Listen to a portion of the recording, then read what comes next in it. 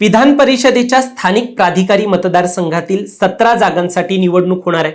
या संपूर्ण प्रकरणात आज अर्ज भरण्याचा शेवटचा दिवस असून महायुतीने वेगवेगळ्या जागांवर आपले उमेदवार जाहीर केलेत। पण मंडळी, धक्कादायक बाब म्हणजे कोकणच्या एका जागेवरून एक अतिशय गोंधळलेला आणि चर्चेत असलेला मुद्दा समोर आलाय।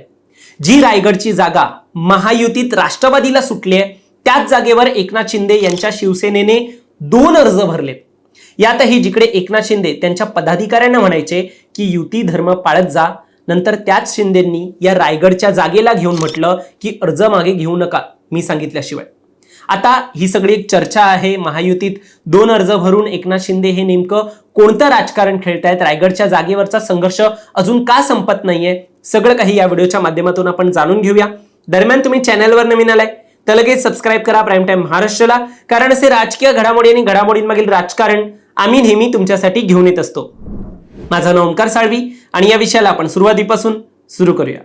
तर मंडळी, महायुतीमध्ये जागा वाटपाचं सूत्र तर ठरलं।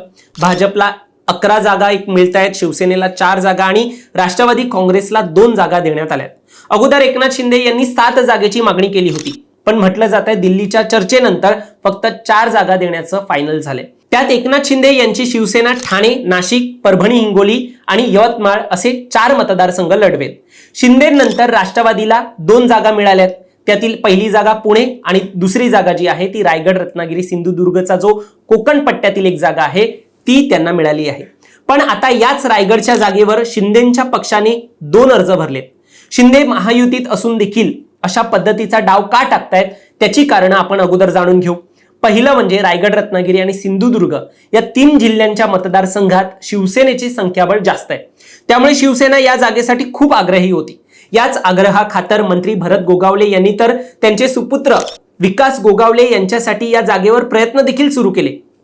त्याचबरोबर शिवसेनेचे आमदार महेंद्र दळवी यांनी त्यांची कन्या जुईली दळवी यांनी देखील अपक्ष उमेदवारी अर्ज दाखल केला।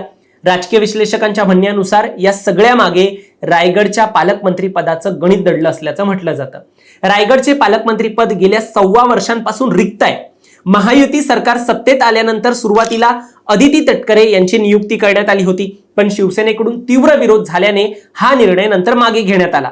शिवसेनेकडून भरत गोगावले देखील पालकमंत्री पदासाठी आग्रही होते आणि अशात राष्ट्रवादीला ही जागा देणं शिवसेनेला पटलं नाही। आता या सगळ्या चर्चा अशी आहे की कोकण विधान परिषदेची ही जी जागा आहे ती राष्ट्रवादीला म्हणजेच अनिकेत तटकरे यांना देण्याच्या बदल्यात रायगडचं पालकमंत्री पद शिवसेनेच्या भरत गोगावले यांना देण्याची मागणी अंतर्गत चर्चेत सुरू आहे।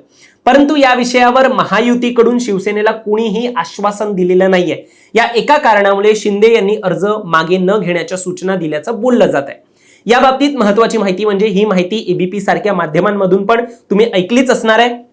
एकनाथ शिंदे यांनी कोकणातील शिवसेना आमदार आणि पदाधिकाऱ्यांची एक महत्वाची बैठक बोलावली होती। त्यात त्यांनी युती धर्म पाळा अशा सूचना देखील दिलेल्या, पण नंतर त्यांनीच शिवसेना नेत्यांना नवीन सूचना दिल्याचं म्हटलं जात आहे। ज्यांनी अर्ज भरलेले आहेत ते 4 जून पर्यंत अर्ज मागे घेऊ नका असा त्यांनी आदेश दिला असल्याचं एक सांगितलं जात असून अंतिम चर्चा झाल्यानंतरच उमेदवारीवर निर्णय घेऊ असं शिंदे म्हणाले असल्याचं एक म्हटलं जात आहे। आता महायुतीत यामुळेच मोठा संभ्रम निर्माण झाल्याचं देखील सांगितलं जातं।